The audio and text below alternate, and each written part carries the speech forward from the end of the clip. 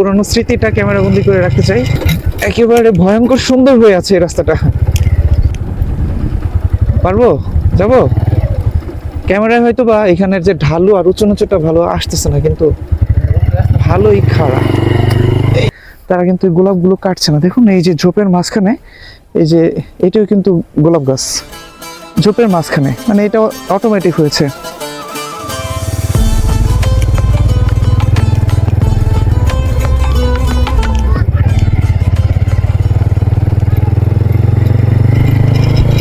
সুন্দর বিকাল, সুন্দর দিন, সুন্দর একটি রাস্তা।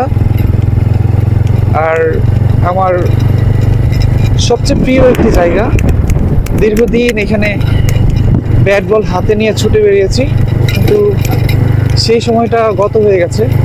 এখন চাইলেও আসলে বল হাতে আর ব্যাট হাতে মাঠে নিয়ে করা যায় না। খোলামেলা জায়গা থাকায় এখানে কিন্তু অনেকেই খেলাধুলা করে। আমার খুবই পছন্দের একটি জায়গা। তো আজকে ভাবলাম মোটর বাইক নিয়ে বের হয়ে আপনাদের এই সুন্দর জায়গাটি একটু দেখাই। কি অবস্থা তোমাকে? খেলো খেলো। আমি সরে গেছি। হুম, তো মারবি দিয়ে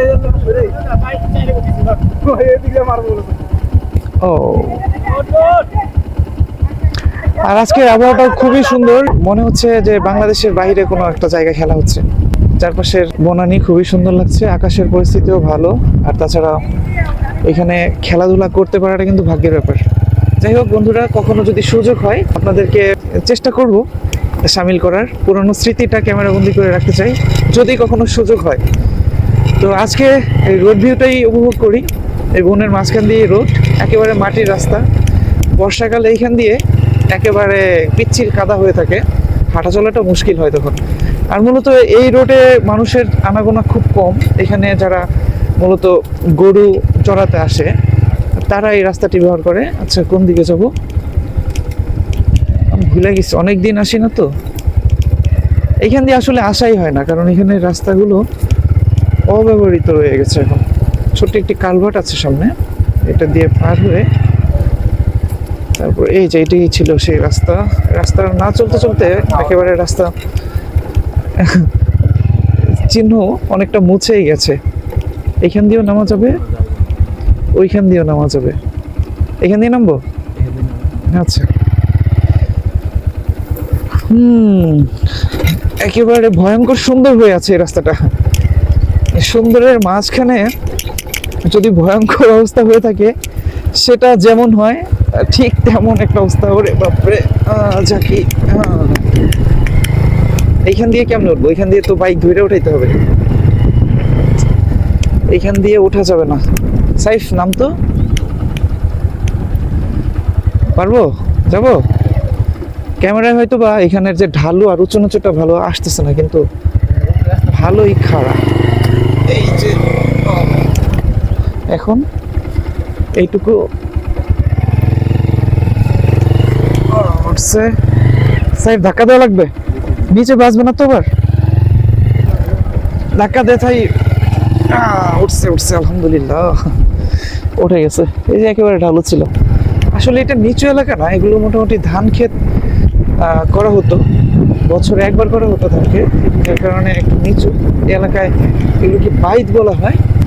এই ধান ক্ষেতগুলো কিন্তু ড্রেনেজ সিস্টেম ভালো না থাকায় শুষ্ক থাকে সারা বছরই, মানে পানি জমে না। আর এই এলাকার মাটি পানি শুষে নেয় খুব দ্রুত। তো এই যে আমার ডান পাশেই হচ্ছে বেশ কিছু গোলাপের বাগান। একটু গোলাপের বাগান দেখাবো নাকি? আচ্ছা, আপনাদেরকে একটু হেঁটে গোলাপের বাগানগুলো দেখাই। এই গ্রামের নামটাই কিন্তু গোলাপ গ্রাম, এর জন্যই হয়তো। আচ্ছা, বাইক তো যাবে, বস বস, বাইক যাবে, বাইক যত দূর যায় নিয়ে যায়। শুধুমাত্র গোলাপ গ্রাম নাম হিসেবে যে জায়গাটি মানুষ চেনে, ওইটা আসলে বেশি মানুষের কাছে পরিচিত এবং বলা যায় যে ভাইরাল যেটাকে বলে, এর জন্য ওইটাকে গোলাপ গ্রাম বলে। কিন্তু আসলে এই পুরো গ্রামটাই কিন্তু অসংখ্য গোলাপের বাগানে ভরপুর। তো এই পুরো গ্রাম অর্থাৎ সাভার এলাকার এই অংশটা সব জায়গায় কিন্তু ভরপুর গোলাপের বাগান, যার কারণে এই পুরোটাই গোলাপ গ্রাম। কিন্তু শুধুমাত্র নির্দিষ্ট জায়গায় মানুষ ঘুরতে আসে বেশি, এর জন্য ওই নির্দিষ্ট জায়গাটির নাম গোলাপ গ্রাম দেওয়া হয়েছে। গোলাপ যদিও সারা বছরই ফোটে, কিন্তু এই বর্ষার এই সময়টা গোলাপ কিন্তু একেবারে একটু বিবর্ণ হয়ে যায়। এই যে গোলাপগুলো একটু বেশি ফুটে গেছে আর কি, কালারটা একটু বিবর্ণ হয়ে গেছে।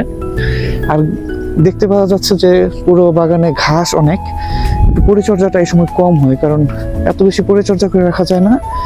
আর সিজনের বছরের এই সময়টায় গোলাপের চাহিদাও কিন্তু কমে যায়, শুধুমাত্র বিভিন্ন বিবাহ অনুষ্ঠান, জন্মদিনের অনুষ্ঠান, এই ধরনের অনুষ্ঠানগুলো বাদে সচরাচর মানুষজন গোলাপ কিনতে চায় না এই সিজনটায়। তো যার কারণে গোলাপের দাম খুবই কমে যায়। এখন হয়তো বা গোলাপগুলো বাজারে পাইকারি মূল্যে 1 টাকা করে পাওয়া যাচ্ছে। মানুষজন নেই বিকেলে, এই সময় সাধারণত গোলাপ বাগানে যারা চাষি রয়েছে তারা গোলাপ কাটার জন্য ব্যস্ত থাকে। এখন বোঝা যাচ্ছে যে গোলাপের দাম না পাওয়ায় তারা কিন্তু গোলাপগুলো কাটছে না। দেখুন এই যে ঝোপের মাঝখানে, এই যে এটাও কিন্তু গোলাপ গাছ ঝোপের মাঝখানে, মানে এটা অটোমেটিক হয়েছে। এগুলো সব বাগান, এখান দিয়ে মোটামুটি অসংখ্য বাগান। আমি এখানে আসি অনেক সময়, খুব ভালো লাগে এই জায়গাটি। এই জায়গাটি নিরিবিলি, আর মানুষজন চেনে না, যার কারণে এখানে কেউ ঘুরতে আসে না। তো যাই হোক, সব জায়গায় মানুষের বিনোদনের জায়গা না হওয়াই ভালো, কারণ গোলাপ গ্রামে মানুষজন খুব বেশি যাওয়া আসার কারণে কৃষক যারা রয়েছে তাদের চাষাবাদে মোটামুটি সমস্যা হয়। এর জন্য সব জায়গায় মানুষের ভিড় না করাই ভালো। তো বন্ধুরা, আজকের ভিডিওটি দীর্ঘায়িত করব না, এক জায়গায় যাচ্ছি, পরবর্তীতে আরেকটি পার্ট করে ওই ভিডিওটি আপনাদের দেখাবো। নতুন যারা ভিডিও দেখছেন তারা সাবস্ক্রাইব করুন, বন্ধু হয়ে যান। ইনশাল্লাহ পরবর্তীতে কথা হবে, দেখা হবে। সবাই ভালো থাকবেন, সুস্থ থাকবেন, সবার জন্য অনেক অনেক শুভকামনা।